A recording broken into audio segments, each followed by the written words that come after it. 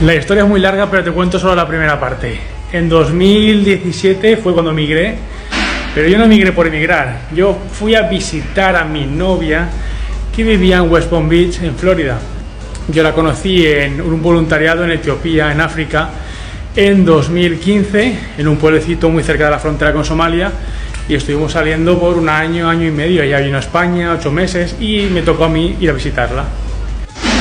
Entonces, al llegar allí, pues nada, yo, que soy muy así de buscarme trabajo enseguida, aunque estaba de visita, le pedí a un piscinero que tenía una empresa de piscinas, que justamente sus clientes eran los millonarios de la isla: oye, ¿puedo trabajar contigo? Y yo, me cago así.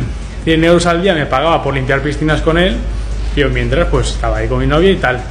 Pero llegó un momento que la relación se puso tensa y tuve que decidir entre el amor y la libertad.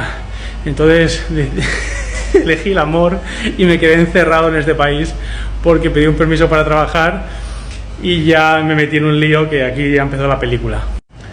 Entonces, después de 3-4 meses en Florida limpiando piscinas, así porque sí, nos fuimos a Nueva York, cogí mi coche, mi Mustang, mi chica, y me fui a Nueva York. Y de allí, nada más llegar, yo estaba ya arreglándome los papeles para trabajar.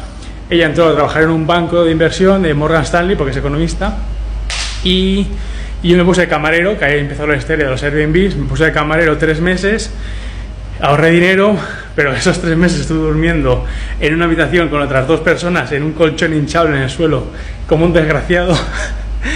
y ya pude ahorrar para alquilarme un apartamento en el centro de Manhattan. Y cuando digo el centro, del centro, al lado del Empire State. Y mucha gente, por 2.500 euros es imposible. Eso es porque tú no vives en Manhattan, desgraciado. Yo he vivido 4 años allí y hay de todo. Hay edificios muy nuevos, edificios muy viejos, apartamentos hechos mierda. Solo hay que saber mirar bien. Yo busqué un apartamento medio bien en un edificio de mierda en la calle del Empire State. Entonces lo que importaba era la ubicación. Y sí, cuando fui a firmar el contrato, ¡pam!, una estampa: prohibido subalquilar. Pero tienes que hablar con los dueños no son máquinas ni son paredes.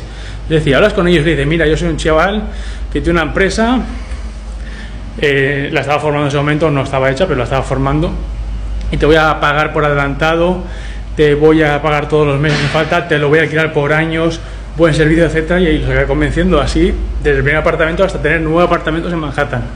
Bueno, hasta aquí la primera parte de la historia. Sigo con el gimnasio.